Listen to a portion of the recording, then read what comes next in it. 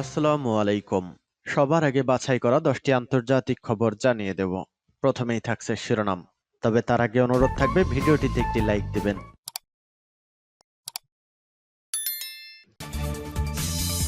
দখলদার ইসরায়েলি বাহিনী এবং ফিলিস্তিন পুরোদমে যুদ্ধ চলছে, জানিয়ে দেব হাতে থাকা সর্বশেষ আপডেট আন্তর্জাতিক সংবাদ। প্রথমেই সংবাদ শিরোনাম।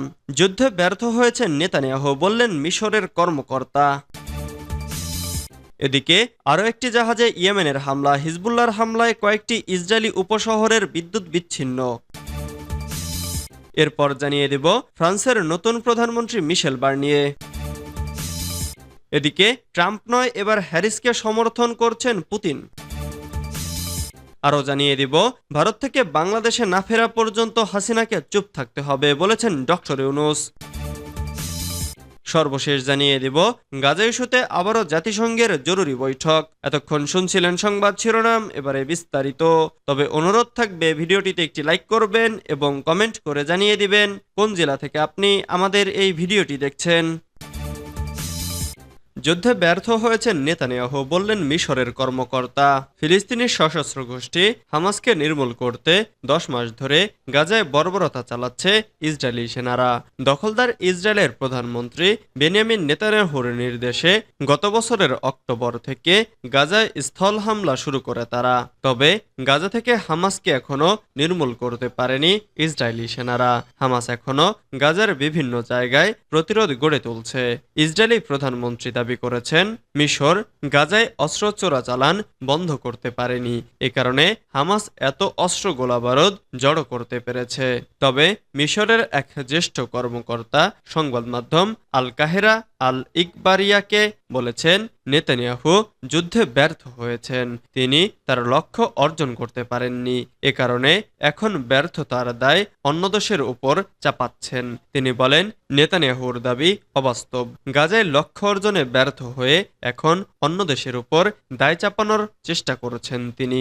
এই কর্মকর্তা আরো বলেছেন গত কয়েক মাসে পরিষ্কার হয়ে গেছে নেতানিয়াহু জিম্মিদের উপরে নিজের স্বার্থ দেখেছেন। গাজা থেকে তাদের ফিরিয়ে আনার বিষয়টিকে তিনি পরোয়া করেন না। আরও একটি জাহাজে ইয়েমেনের হামলা, হিজবুল্লাহর হামলায় কয়েকটি ইসরায়েলি উপশহরের বিদ্যুৎ বিচ্ছিন্ন। লেবাননের হিজবুল্লাহ জানিয়েছে গাজায় মজলুম ও ধৈর্যশীল ফিলিস্তিনি জাতির সমর্থনে তাদের বীর যোদ্ধারা এইন ইয়াকুব, গাতুন, ইয়াহইয়াম নামক অবৈধ ইহুদিবাদী বসতিগুলোতে কয়েকটি কাতিউষা রকেট নিক্ষেপ করেছে গত সোমবার থেকে। হিজবুল্লাহর গোলান্দাজ ইউনিট আদাসার পার্বত্য অঞ্চলে ইহুদিবাদীদের সেনা সমাবেশের ওপর গোলাবর্ষণ করেছে বলেও পালস টুডে খবর দিয়েছে। এছাড়াও হিজবুল্লাহর সেনারা সোমবার অধিকৃত সাবআ খামার অঞ্চলে জেবিদিন এলাকায় ও আররামশা এলাকার কাফার শোভা পাহাড়ে ইহুদিবাদী অবস্থানে ক্ষেপণাস্ত্র নিক্ষেপ করেছে। ইহুদিবাদী মিডিয়া জানিয়েছে এইন ইয়াকুব বসতিতে হিজবুল্লাহর ক্ষেপণাস্ত্র হামলার ফলে সেখানকার বিদ্যুৎ সংযোগ বিচ্ছিন্ন হয়ে গেছে। ইয়েমেনের সশস্ত্র বাহিনীও জানিয়েছে ব্লু ল্যাগুন নামের ইসরায়েলগামী একটি জাহাজে সফল হামলা চালিয়েছে তারা। ইয়েমেনের সেনা মুখপাত্র ইয়াহিয়া সারি বলেছেন কয়েকটি ক্ষেপণাস্ত্র ও ড্রোন দিয়ে হামলা চালানো হয়েছে এই জাহাজটির ওপর। গাজায় ইহুদিবাদী আগ্রাসন বন্ধ না হওয়া পর্যন্ত এবং গাজার ওপর ইসরায়েলি অবরোধ বন্ধ না হওয়া পর্যন্ত ফিলিস্তিনি জাতি ও তাদের প্রতিরোধ আন্দোলনের সমর্থনে ইয়েমেন এ ধরনের হামলা অব্যাহত রাখবে বলে ঘোষণা করেছেন তিনি। ফ্রান্সের নতুন প্রধানমন্ত্রী মিশেল বার্নিয়ে। ফ্রান্সের প্রেসিডেন্ট এমানুয়েল ম্যাক্রন দেশটির নতুন প্রধানমন্ত্রী হিসেবে প্রবীণ রাজনীতিক মিশেল বার্নিয়ের নাম ঘোষণা করেছেন। ৭৩ বছর বয়সী বার্নিয়ে ইউরোপীয় ইউনিয়নের ব্রেক্সিট আলোচনার প্রধান মধ্যস্থতাকারী হিসেবে পরিচিত। তিনি দীর্ঘদিন ফ্রান্সের রিপাবলিকান পার্টিতে রাজনীতি করে এসেছেন এবং ফ্রান্স ও ইইউ এর বিভিন্ন জ্যেষ্ঠ পদে দায়িত্ব পালন করেছেন। বার্নিয়ের নিয়োগ এমন একটি সময় এলো যখন ফ্রান্স রাজনৈতিক অচলাবস্থার মধ্য দিয়ে যাচ্ছে। গত জুন ও জুলাইয়ে অনুষ্ঠিত আগাম জাতীয় নির্বাচনে কোনো দলই একক সংখ্যাগরিষ্ঠতা না পাওয়ায় পার্লামেন্ট বিভক্ত হয়ে পড়েছে। এখন এই বিভক্তি মোকাবেলা করে একটি স্থিতিশীল সরকার গঠন বার্নিয়ের জন্য বড় চ্যালেঞ্জ হয়ে দাঁড়িয়েছে। বার্নিয়ে ফ্রান্সের ইতিহাসে সবচেয়ে প্রবীণ প্রধানমন্ত্রী হিসেবে দায়িত্ব নিচ্ছেন, যা 1958 সালে ফ্রান্সের নতুন প্রজাতন্ত্র ব্যবস্থা প্রতিষ্ঠার পর নজিরবিহীন। 3 বছর আগে প্রেসিডেন্ট ম্যাক্রনের প্রতিদ্বন্দ্বী হিসেবে তিনি নিজেকে প্রস্তুত করেছিলেন, তবে শেষ পর্যন্ত নিজের দলেরই সমর্থন পাননি। ট্রাম্প নয়, এবার হ্যারিসকে সমর্থন করছেন পুতিন। রাশিয়ার প্রেসিডেন্ট ভ্লাদিমির পুতিন সম্প্রতি মার্কিন প্রেসিডেন্ট নির্বাচনে কমলা হ্যারিসকে সমর্থন করার বিদ্রূপাত্মক মন্তব্য করেছেন। তিনি হ্যারিসের সংক্রামক হাসির প্রশংসা করে বলেছেন, রাশিয়া তার জয় দেখতে চায়। যদিও এটি সরাসরি রাজনৈতিক সমর্থন নয়, তবুও পুতিনের মন্তব্যটি বেশ আলোচিত হয়েছে।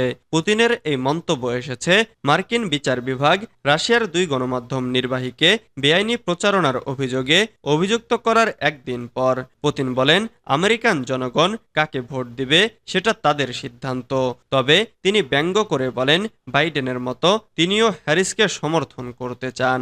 তবে রাশিয়ার বিরুদ্ধে যুদ্ধ এবং ইউক্রেনকে সমর্থন করার বিষয়ে ট্রাম্পের অপেক্ষাকৃত নমনীয় অবস্থানের কারণে মার্কিন গোয়েন্দা সংস্থাগুলো বিশ্বাস করে রাশিয়া প্রকৃতপক্ষে ট্রাম্পের জয় চায়। পুতিনের বক্তব্যে মস্কোর আসল ইচ্ছার ইঙ্গিত না থাকলেও হাস্যরসের মাধ্যমে হ্যারিসের প্রতি তার সমর্থন প্রকাশ করেছে। ভারত থেকে বাংলাদেশে না ফেরা পর্যন্ত হাসিনাকে চুপ থাকতে হবে বলেছেন ডক্টর ইউনূস।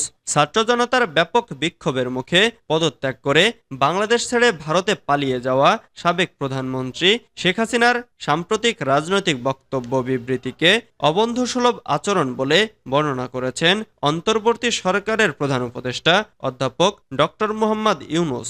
বাংলাদেশে প্রত্যাবর্তন না করা পর্যন্ত হাসিনাকে ভারতে চুপ থাকতে হবে বলেও জানিয়ে দিয়েছেন তিনি। ভারতীয় সংবাদ সংস্থা পিটিআইকে দেওয়া এক সাক্ষাৎকারে ডক্টর ইউনূস এই মন্তব্য করেন। আজ সাক্ষাৎকারটি প্রকাশ করেছে পিটিআই। বুধবার দেওয়া এই সাক্ষাৎকারে ডক্টর ইউনূস বলেছেন, শেখ হাসিনা ভারতে অবস্থান করায় কেউই স্বাচ্ছন্দ্যবোধ করে না, কারণ বিচার করার জন্য আমরা তাকে ফেরত আনতে চাই। তিনি ভারতে রয়েছেন এবং সেখানে থেকেই মাঝে মাঝে কথা বলছেন। এটা সমস্যা তৈরি করছে। যদি তিনি চুপ থাকতেন তাহলে আমরা ভুলে যেতাম, মানুষ এটা ভুলে যেত। যদি তিনি নিজের জগতেই থাকতেন, কিন্তু তিনি ভারতে বসে কথা বলছেন এবং দিক নির্দেশনা দিচ্ছেন। কেউই এটা পছন্দ করছে না।